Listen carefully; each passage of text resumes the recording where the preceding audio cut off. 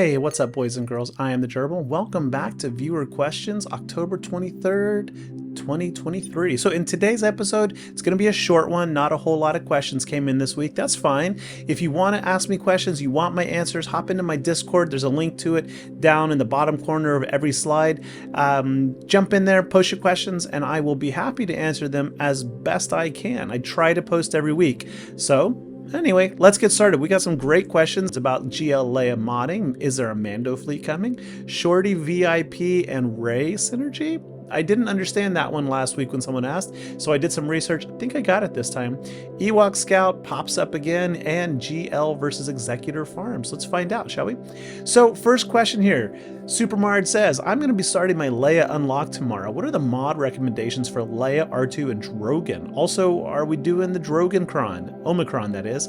My answer to the Drogan Omicron is a definitive yes. The bonus 50% max health alone is probably worth it, but then it also provides at the start of each Drogan turn, it dispels all debuffs on a random ally. I don't like the fact that it's random, but a passive cleansing is never a bad thing. So what we're looking at here is a 5v5 mirror match in Arena. My Leia is Relic 8, my opponent's is Relic 9. The AI does not play as smoothly. It doesn't always do things in the correct turn order. And I have the Drogan Datacron, they don't, so you can see it's kind of a landslide. Nonetheless, debuffs are a consistent thing in this game, whether you're going against Lord Vader, who you can just solo, not solo, but auto, or Jabba the Hutt, or anyone, you're gonna get debuffs. So that passive debuff is a really, really nice thing to have. But at the start of each of his turns, the Omicron goes on and gives you 25% more health and protection, like recovery, every turn just for taking a turn. I mean, that's pretty bonkers. So if you figure with the Drogan Cron, he's got plus 200% health, then his Omicron plus 50% health, and then he recovers 25% of his maximum health and protection just at the start of his turn. I mean, like, seriously, mine is modded, I don't remember. Let's just assume he's got, let's say 70,000 health. Okay, that's probably high, but let's say 70,000 health. Then we tack on 50% of that, he's at 105. We double, triple that with the Datacron, he's at 300,000 health, which means at the start of his turn, he's gonna recover 75,000 health. Quick math for you, crazy. Now, what mods do we put on Leia? Well, here are my Leia mods. I recommend you just going straight health. Yeah, you could go for speed, but she's the second slowest. I think only Sith Eternal is slower in terms of GLs. Otherwise, she's going to be pushing 500 plus speed no matter what, so she's darn fast.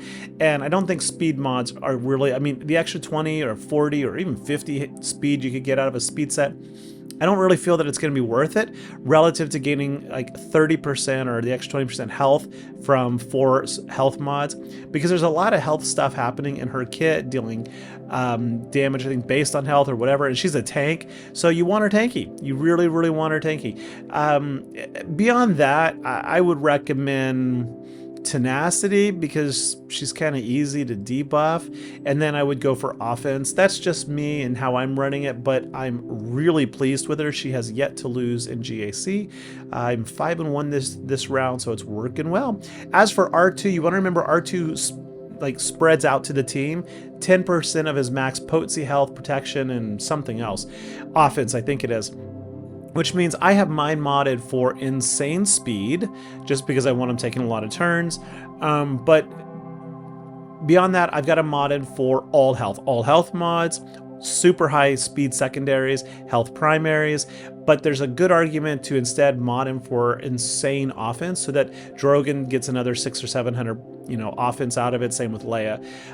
But the reality is, I find that Drogan, even like not emphasizing offense, he should hit incredibly hard. Even with low offense, he should hit super hard. And if you play your turn orders right, as I'm doing in this video, he should be deleting whoever he shoots on his first use of his basic ability. So watch this again when it happens, and you see he one-shots the enemy Drogan. That's what he should be doing, and he's not even modded for intense offense. I've got him modded for high speed.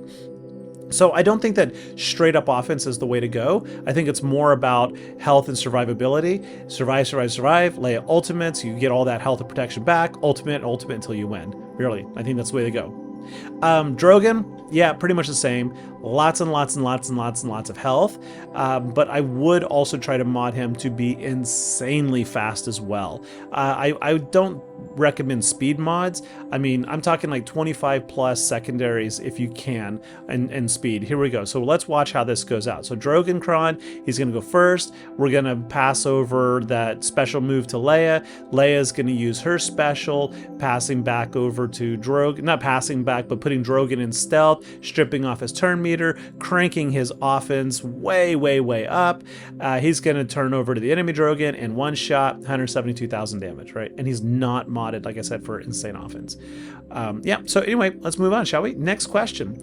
Depending on how things go, shake out, might Endurance Negotiator with Marauder be farmable as an early game build, basically? From my understanding, it beats Executor. It can. With so many people going Executor early, could you build this up and, you know, dominate Arena, Fleet Arena for your daily crystals? And you say this is all kind of assuming that it doesn't get nerfed. I don't think it's going to get nerfed. And I actually don't recommend it as a super early game chase because the Marauder requires 3 pilots, kind of like Cassian's U-Wing and Ghost. The difference is, like, Cassian's U-Wing is perfectly fine to have all your pilots at gear 12, gear 11. Whereas Bad Batch Marauder, you really do want them higher to make the ship super, super effective in my humble experience. And they are super, super Cairo hungry. Every single one of them requires 250 Kairos in the Bad Batch squad, and you need 3 of them. So for an early game farm, this is really, really brutal. Whereas like the Cassian trio or the Phoenix trio, which again, I'm not advocating here for Home 1, but that trio does not need any Cairo at all in either ship until you get to your gear 12 finisher. So this one is really, really tough and is going to set you back a long way on your other farms early mid-game.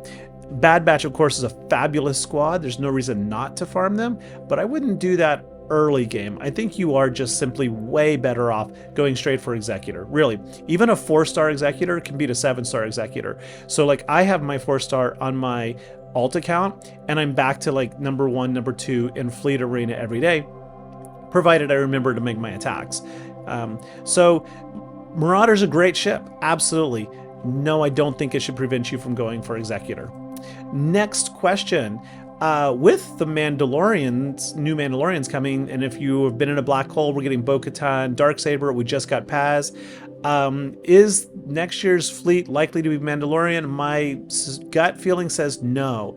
Last year at this exact time, we got the Scythe, and that did not lead us to a new meta fleet. I mean, it made Chimera and Tarkin a whole lot more viable, but the meta fleet was Sith, right? So they were unrelated. I think that this is literally what they said. It is to pump up Endurance, maybe pump up Negotiator a bit, to reinvigorate those squads, to get people who may have skipped them like I did on my main account a long time ago, to go back and kind of up the gear levels and to push more into Bad Batch. Because Bad Batch is a great team, but they're really kind of being ignored with all the new stuff happening.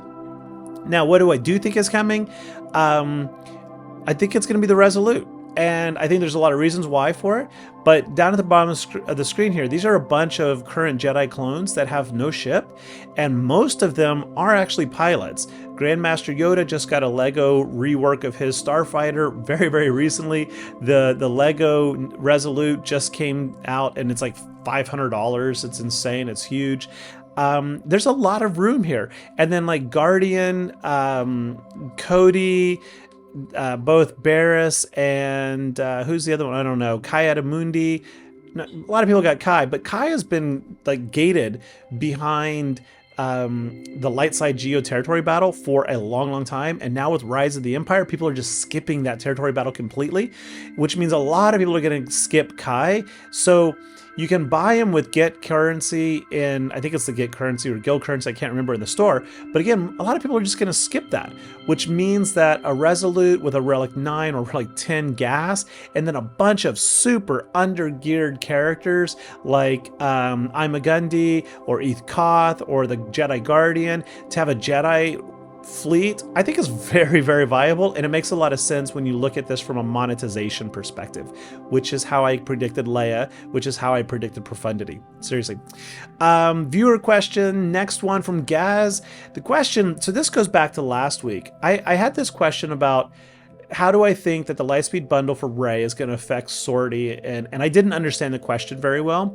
After some clarifications, what they meant is putting Sorty on a Ray team, and I've never seen this actually, and I battle against Ray every single GAC, so I don't know if it's really a thing, but they have a really interesting idea here, because Sorty gives VIP to the weakest character. So if you mod Ben Kenobi, that was a neat one, Ben Solo, for maximum offense, and you make sure he's the weakest character in the turn, he gets VIP. And what does it do? It says whenever the VIP is damaged, Ben, he goes into stealth, which means it's harder to get him below 50% health, which you gotta do to take him out. Whenever Sorty is then damaged, allies with VIP recover health and protection equal to her max health, 5% of her max health protection. That's but they also gain offense up. So Ben is an attacker capable of doing some good damage, and then you ensure he's gaining offense up, and you put him in stealth, and I'm like, this is interesting. There's a real thing here. This has some real potential. I'm going to be unlocking Ray in the next couple weeks, and I'm going to give it a try, and I'll post some vids and let you know how it goes. But because I've never seen it and I've never faced it, I don't really know how effective it is. So it's an interesting concept. Thank you people in Discord for sharing and discussing, and I'll give it a try. Next question, a quick one. Did I ever level Ewok Scout to Relic 7? You recall me talking about it a while ago. Yeah, actually, I did. I posted a video somewhere. I couldn't find it, but all my Ewoks are at 7+. And if you're interested in some kind of lulls and just see what he can do, I put this video out 2 years ago on my birthday, actually 2 years ago. There's a link to it there where I kind of talk sadly about forgetting about my long overdue friend and taking Ewok Scout from Gear 12 to 13, or Relic 2, Gear 13. It's kind of funny, actually. There's some dry humor in there. I think it's cute. Next question, have I figured out where to put Ewok Scout? What are the team comps for using him? I actually use him quite often as a cleanup team in 3v3 Grand Arena. I will put him under Teebo lead with either Poplu or Logray. There's an interesting synergy here that happens between Teebo and Poplu. It's quite old. Every leadership under Teebo, every turn your allies have a 50% chance, I think, of gaining stealth. When Poplo gains stealth, he dispels stealth and gains taunt. It's 2 status effects, which means every turn he's recovering 10% health and protection off the get. Conversely, if you don't use him, you use Logray and Scout, then every member of that team has turn meter removal. So if you're going up against like a cleanup with 1 or 2 enemies, I typically use it against like Count Dooku because he has semi-low tenacity. And so Scout's basic is stripping away turn meter, Teebo's going to take away all of his turn meter, and then Logray is going to take away turn meter and daze him so he can't even counterattack. And so if I drop a battle but I get rid of the threat, I go in with these 3 or an iteration of these 3, and I typically clean up. It's not always pretty though. Sadly, Scout's just not that good. Yeah, moving on, folks. General Arena Slayer asks, he says, he took my advice from a question that he asked previously following my crazy farming guide and wanted to just know what I thought about this. So there's some Rogue One. I like how he puts WON in there. First Zeta's shocking turn meter, which I agree with. First Omicron thoughts. He's looking at Gear 12, all of his geos. I think that's a great idea. There is people say it's confirmed, but until it's in the game, I never admit it to be confirmed. But they are saying it's a confirmed Lightspeed bundle that's coming that will give you all your geos. At what gear level? We don't know. At what price point? We don't know. But that's probably going to happen this week or next week, so stay tuned. You might be able to buy your way to a solid geo team. Anyway, to make a long story short, your shocking turn meter, I would remove Mara Jade for now and go for Darth Vader in there because that's going to be your first Zeta as you put up there in your recommendation. And Vader just needs to be with Emperor Palpatine at this stage of the game. Mara Jade is definitely worth having and pursuing, but she is super Cairo heavy, as are all three of those Inquisitors. So I would focus on Ninth Sister to get a tank, then you've got a 3v3 team under Palpatine, Vader, and Ninth Sister, and then build out slowly your 7th and 5th to get you into your Inquisitor squad. In terms of your Omicrons, I do agree with Radis as being one of the best first Omicrons, especially if you're going with the Rogue One into Home One to get into Profundity, or even if you're just getting, you know, Radis and Mon Mothma up as a defensive GAC team. They're gonna hold so well early mid game. But in terms of the other Omicrons in there, I'm like Dash no, Starkiller no, because it's going to take you a long time to get Starkiller. And then the Poggle and Mara are both Territory Wars. And while I'm not saying not to get Territory War Omicrons, they are better to focus your early Omicrons on your GAC teams for GAC dominance. Territory War Omicrons are really, really good mid-late game when you really have what you need for GAC. Like seriously, most guilds are going to say what helps you helps your guild, right? So the more daily crystal income you get from GAC rankings, the more you're going to build out your roster, which is going to help you more in Territory Wars than just a single Omicron Territory War team. Yeah, bounty hunters in there. You have GL Leia. She doesn't really fit into any of this, to be honest, and she's super Cairo heavy. Take that out, put in Grief. Grief right there with that squad is going to unlock Chewbacca hands down, super, super easy. And that's going to get you on your way to your CLS team. Especially since you got a CLS goal in here, you got him under a CLS team and your First Zeta lineup there. So take out Leia, put in Grief. This is going to lead you to Chewbacca, which is going to get you Han's Millennium Falcon, and it's going to also really, really help gear up your bounty hunters in all the other bounty hunter events, assault battles, whatever, so that you can work towards your Executor. All right, hope this helps a little bit. All right, 2 more questions. Would I say it's necessary to have the Rolo or Captain Han Zetas for Leia unlocked tier 2? Yeah, yeah, absolutely, especially Rolo. Han you could probably get away without, but Rolo's is a must. I have a whole video about this. Just posted it a few days ago, actually. But Leia's absolutely, it's going to give her 40% tenacity, and you must get tenacity. You've got to aim for like 150 to 180 tenacity. Like the higher, the better in this event. And then it's going to give some turn meter and then some stacking offense. And she already hits like a wet noodle, so you really do want that. Hans, I'm not going to read it, but it's going to make him a lot more durable. And basically, if he dies, you lose. There's no coming back from it. If Han dies, you lose. So sadly, yeah, I think that they're both required for that event. Last question. See, quick one tonight, huh, folks? This comes from Luna. Hi, Gerbil. Loving your question series. Thank you. Is there a way to combine my early fleet farming guide, like we talked about just a moment ago, Inquisitors Home 1, with GL Leia? Short answer, yes. Long answer, short answer also, no, I would not do it. The GL Leia is very, very accessible. I think she should be probably the first GL that you go for. And I mean, she works passively into my farming guide. I mean, you will get there automatically, because through the CLS event and other events, you're going to be gearing up characters you need to get to the characters you need for Leia, if I'm recalling all this correct. Like R2-D2, the Ewoks you need for C-3PO, which you're going to want to get anyway because you've gotten Han Solo and Chewbacca. So you're going to round out your C-3PO or your Rebel fleet, your Rebel squads. So it's going to build out naturally, but I don't think it should be the focus, especially not early game, because those 4 marquee characters, they're not easily accessible, and as of now, I think Drogan is still not even farmable, and they are very, very, very Chirotech hungry. They want a lot. of Chirotechs. So I would focus on your Mon Mothma, your Raddus, build out that home one, pursue the Inquisitors if you want to get into another guild, a good, strong guild that's doing like Rise of the Empire, etc.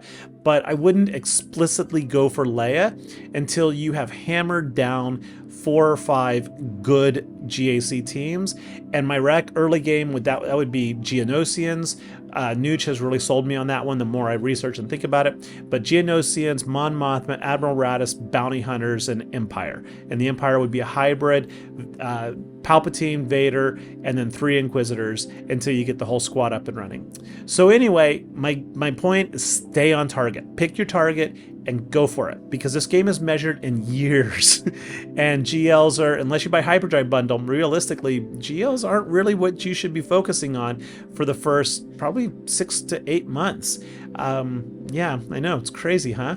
Anyway, I hope this helps. Folks, you know what the drill is. Please push that like, push the subscribe button down below. I appreciate it. And I will catch you all later on the holotables. Oh, and once again, if you got a question, post it in my Discord and I'll do my best to answer it. All right, take care. Bye-bye.